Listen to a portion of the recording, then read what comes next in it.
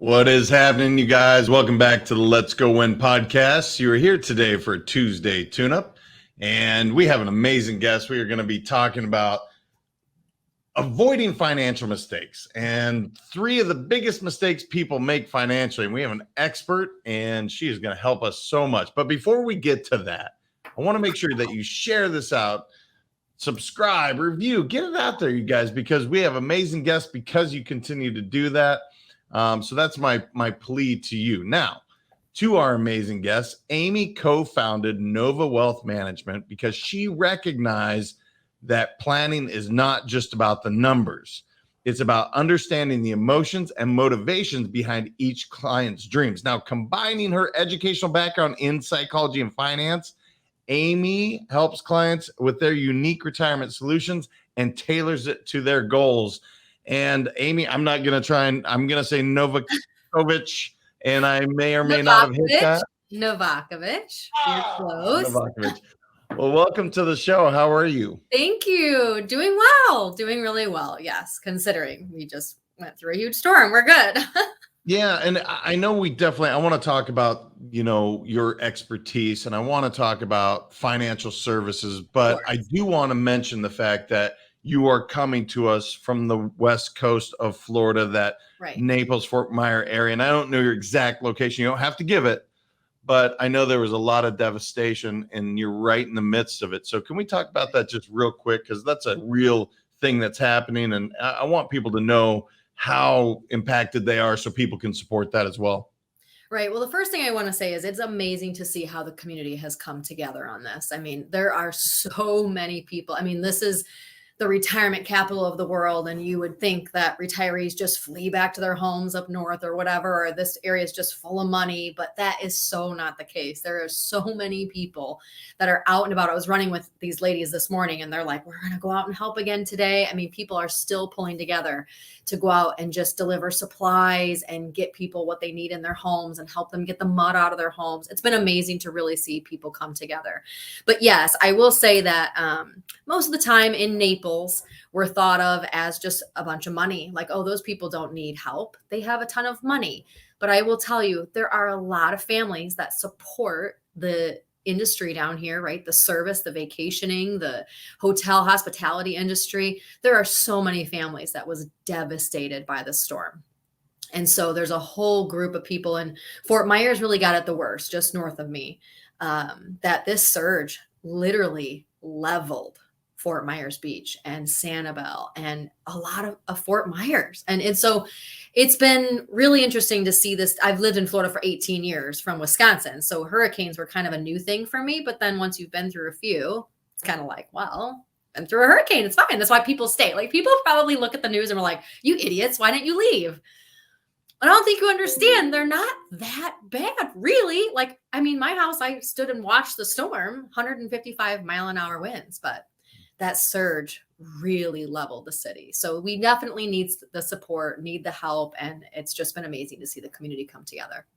Well, I do love to hear the community. I hate to see the devastation. I hate going over and seeing it in person, and you're right there on a daily basis. But I guess that would be my last. Just guys, there's still a lot of need. If you are anywhere near, lend a hand. They need help with mucking. They need help with supplies, and just there's so much need. So reach out. But let's talk about finances. And obviously people are impacted financially by stuff like this, but you can help so much in just planning for the hypothetical, the theoretical storm, if you will.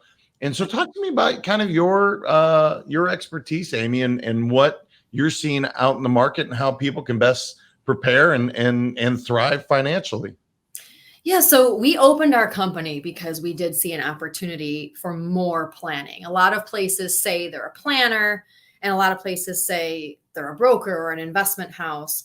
But the two to be combined is actually kind of rare to find. And you need both. You don't need just somebody just to manage your investments, because then you're missing out on so many other things that are involved when it comes to money, right? I mean, there's so many other things. So we opened our firm on the basis of we really want to cover everything. We have an estate planner in-house, we have a CPA in-house, and then I'm a CFP. So, I mean, I do a lot with taxation as well. But I would say just bringing it all together and seeking that advice. That's actually like my number one mistake that people make, is that they don't seek advice. They think they can just Google their way to an amazing financial future.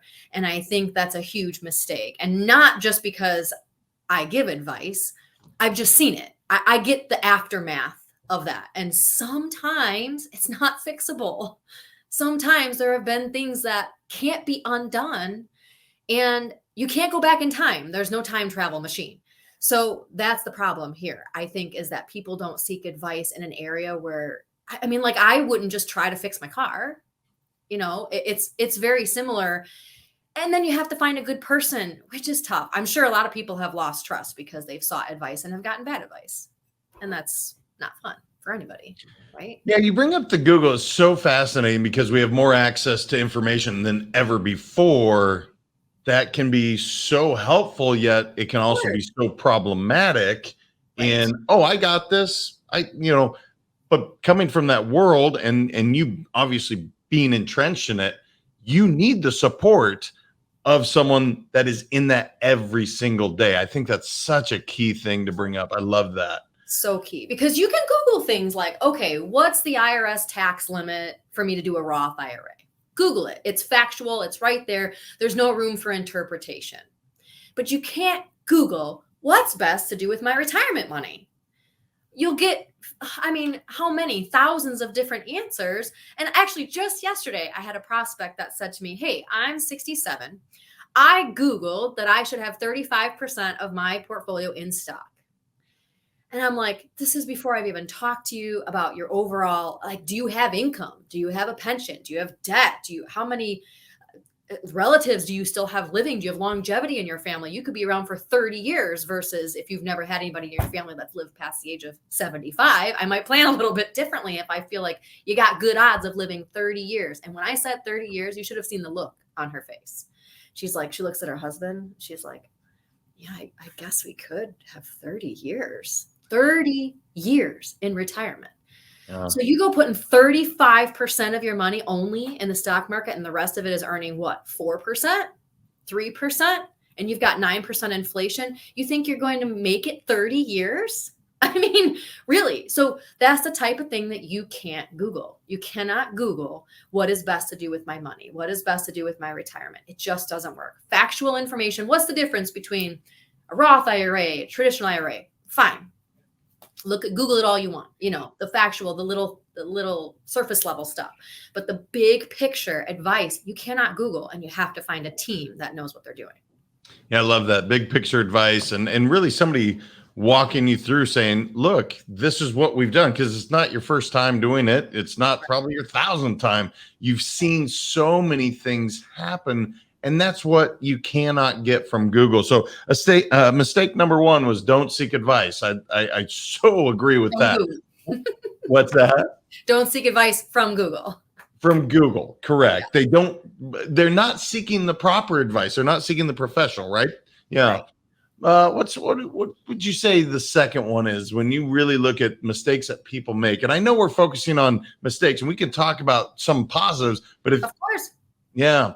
But what's another one that you really see people make? Well, out of mistakes and failures comes success, right? I mean, we can't really feel what success feels like and what a win feels like if you didn't have some of the mistakes or some of the losses, let's call it.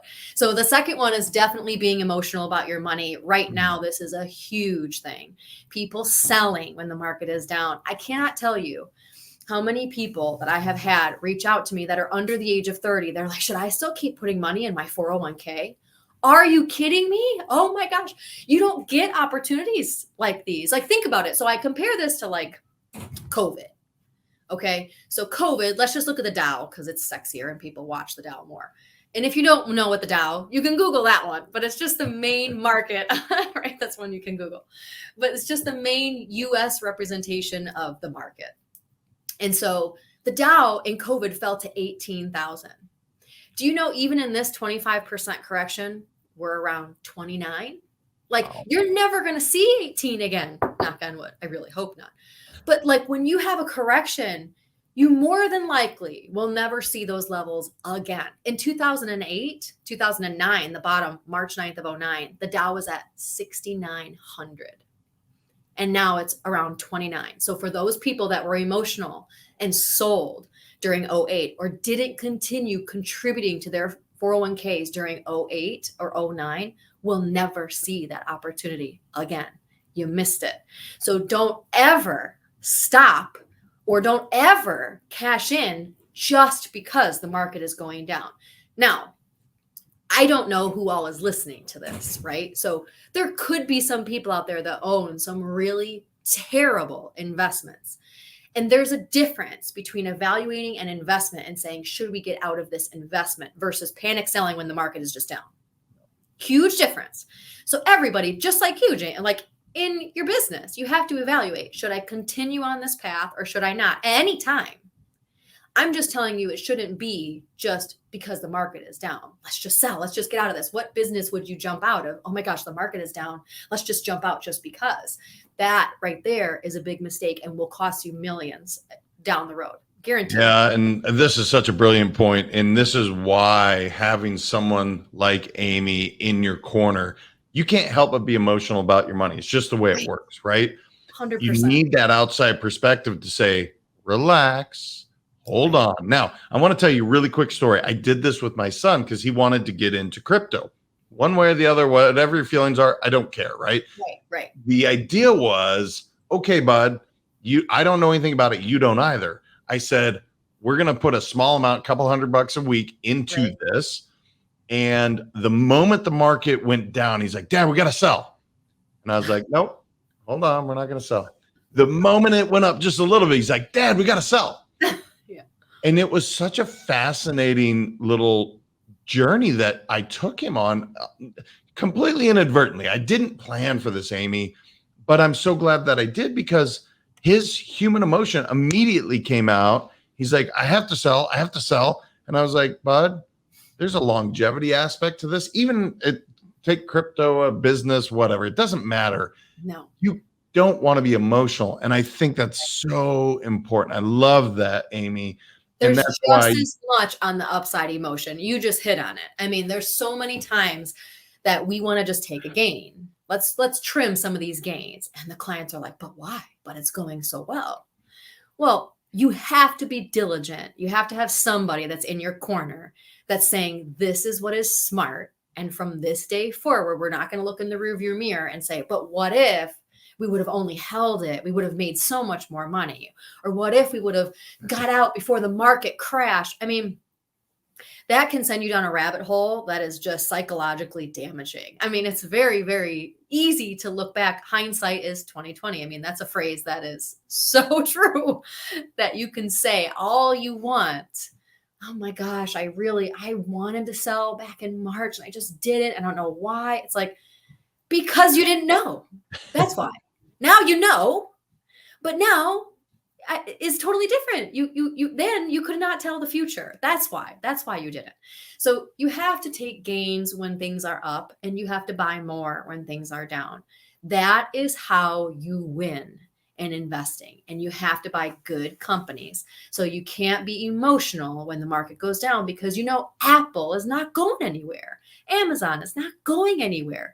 You have to buy good companies. And I am not associated with Amazon or Apple. That's my disclosure, right? But I mean, really, That was just an example of the different things that you can buy in a diversified strategy. Of course, those are just some random things I throw out, but that you have to be diligent over time, knowing you can't just panic sell them. That makes a huge, huge difference to somebody's portfolio over 30 years, or even, like I said, 09, even just the last 13 years. That's a huge difference between somebody who bought. Now, tell me you can find somebody who bought in 2008 and 2009 versus someone who sold. Do you know the difference between their two buckets of money now?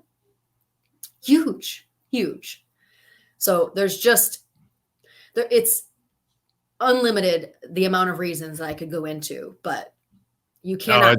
It's so important. And to your point, it's like, look, it's not a judgment. We all have this emotional side to our money. Quick question. Do you have somebody that helps you with yours? Funny you asked that. Funny you asked that. So I was managing my own investments for a while. And you know what? It's hard. It is hard, even as a professional. So my husband, who I own the business with, he manages mine because I couldn't even do it myself, knowing what I know. What would happen with me, I wouldn't want to panic sell. What would happen with me is I would feel like I had to do something. And I know there's people out there that feel this too. Like I just have to do something. Yeah, right? I have to either like sell something or I have to buy something. And then you end up making stupid mistakes because even though you're not in a panic, you're still operating out of an emotion versus a diligent look at the research. Nope. No, and this is what I want people to understand. It's like when you're emotional, do you make good choices or bad choices? Right. And it's clear we all make poor choices when we're emotional. So I love that. What's number 3, Amy? If I love the first 2, I think they're so basic and yet so profound. That's what I love. Which It's so truly, this is basic, so but they're impactful. so common. I would say the third biggest problem people make is not looking into taxation more. So many people think that if I just do the planning of the cash flow, or if I just do the planning of the investments, I'm just doing the right motions. I'm contributing to my 401k, right? I'm putting money away in a savings, but they're not looking at taxation. I have done plans side by side where I compare being the most tax efficient that I possibly can, putting the money in the right places, selling things at the right time to lessen taxes versus a plan that's not tax efficient. Modern portfolio theory, just rebalance every quarter, done, call it done. Depending on the dollar amount, of course, it can be hundreds of thousands of dollars that you're paying to the IRS for no reason. And I don't know about you, but I don't know of anybody that's like, pick me. I would like to just pay the IRS. They're so friendly and they're great people. That doesn't happen. And that money is money that should have been invested, that should have made you money on that money. So it's triple compounding loss, money that's out of your pocket at the IRS versus working for you, earning more money and money on that money. So a huge shift. So business owners, I want to speak to business owners. A 401k is not the only thing that you can do, or I'll even back up. An IRA, $6,000 a year, 6,500 a year. This is not the only thing that you can do. 401ks gets you up to, 50, 60,000, depending on the profit of your business. But you can do cash balance plans, defined benefit plans. You can sock away like 400 grand a year into these plans to save on taxation. And there's just not enough people doing it. And there's not enough people advising on it because they're too focused on just the investments or just the cash flow. You have to watch out for taxes. It's huge. It's a big one. I would say that's easily probably 25% of my time is spent on taxation. Wow. You know what's amazing about that? Whenever I get my bill from my tax guy, I used to get irritated. And then I realized, you know what? When you look at how much money he is saving, and now, Mark, if you're listening, close your ears for a minute. He saved me so much money. I should celebrate every time I get that bill. Like, thank you, brother. Like, thank you so much because you are saving me that much. I appreciate it. Yes, it is very helpful because like capital gains is another big one so even a CPA should speak up about the retirement plans because they're the ones that don't like to call you and be like, hey, you owe 80 grand in taxes. They don't like to make that call. So they're the ones that say, hey, you should put money, let's do a 401k for your company, or let's see how we can make you as an independent contractor so you can do your own plan. You can get creative with this type of stuff.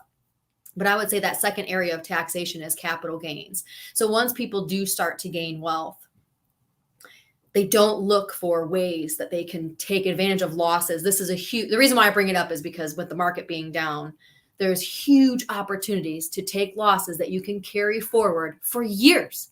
So why aren't more money managers selling and just going right into something else? There's thousands of companies. Why wouldn't I just sell the iShares S&P 500 fund and go into the Vanguard S&P 500 fund same day and just take the loss? So you can manipulate your tax situation by taking advantage of capital losses, and it's carry forward for years. So when the bounce comes, right? You're set because you took your losses. You took your losses versus all those people that just ride it out and then they've got this capital gain situation in 10 years and they're like, what the heck did I do? And that's one of those where I can't go back in time for you. You have to do it. You have to have somebody who does it for you. The third tax thing would be the Roth conversion when the market is down. So many people, the hot button right now is, should I move my money to a Roth? It'll grow tax free.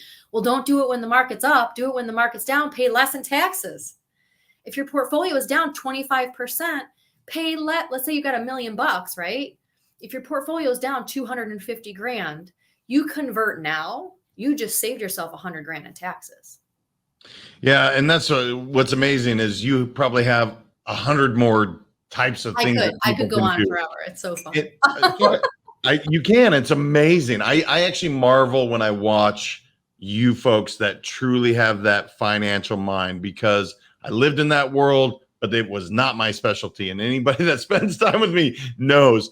But the need for this counsel, the need for this guidance is so key. So I'm going to recap the top three, and then I definitely want to kind of give you an opportunity so people know where the heck to find you. But people don't seek proper advice. They're not doing enough of that. Being emotional with their money. And number three, not looking into taxation. Amy, I think that's brilliant. It's simple and it makes so much sense. So if people wanted to reach out to you and they're like, I like the way that I just realized why Nova's Nova. I like the way I just got it. It took me a while. Oh, that's good. No, but you get it. I'm looking over here and I'm like, oh, Nova. But no, I'm so impressed with how easily you explained what can be extremely complex. And I think people can get a ton of value. So where can they reach out to you online, connect, figure out a way to at least pick your brain and then, find, I would trust you with my money. So how can they find you? Yeah, so several ways. Online, obviously, like our Facebook page is just Nova Wealth Management. And obviously the website is just novawealthmanagement.com. And I mean, we have several offices. We have an advisor out in Dallas. We have an office in Chicago, and then we have offices in Florida, in Bonita Springs, Florida. So I would just highly recommend somebody just shoot me an email and we can get it started. I can have my assistant just set a time on the calendar. It's all free. We're not a commission-based firm, so it's all under management style fees. So they can just shoot me an email. It's Amy, AMY, at novawealthmanagement.com. And that would be the easiest way to get a hold of us, is website or just emailing me. Perfect. Well, it's funny. The Wisconsin comes out in you with a couple words. When you said Dallas, I'm like, oh yeah, she's definitely a Wisconsinite right there. Oh, I didn't realize in Dallas. Usually it's Minnesota, and people are like, oh yeah. I try to lose it. I've been, like I said, 18 years. I still go back every now and then. Being that I was born in Wisconsin, I'm a huge Packer fan. You're in good company here. Yes. That was a rough game this last week. It was a tough game. Well, Amy, I think you're amazing. I love what you stand for, what you and your husband are doing. I think that's so important. And I'm so glad you blessed us with your knowledge. So thank you so much for coming today. You're welcome. Thank you for having me. I really appreciate it. This is fun. Yeah, it was a lot of fun. All right, you guys, she gave you 3 really important things. Here's the overall. Go seek them out. Go talk to Amy and the Nova team and just see if it's a good fit. If it is, they have a ton of ways to help you build and save your money. And we all need more of it. So until next time, make sure, share this, get it out to your people, subscribe. Hey, do me a big favor, review it. It helps us continue to grow this show. And remember, your mindset matters. We will talk to you very shortly. Thank you so much for listening. If this content is delivering value to you, please make sure to subscribe, rate, and review us. That helps us build this community, and that is what we are all about. Building this community as big as we can, helping as many people as we can, and deliver as much value as possible. Be sure to head over to letsgowinpodcast.com for information on my coaching courses, and make sure to follow us on Facebook, Instagram, and LinkedIn at Let's Go Win 365. Let's go win and transcend in life. This is the Let's Go Win podcast with your host, J.M. Ryerson.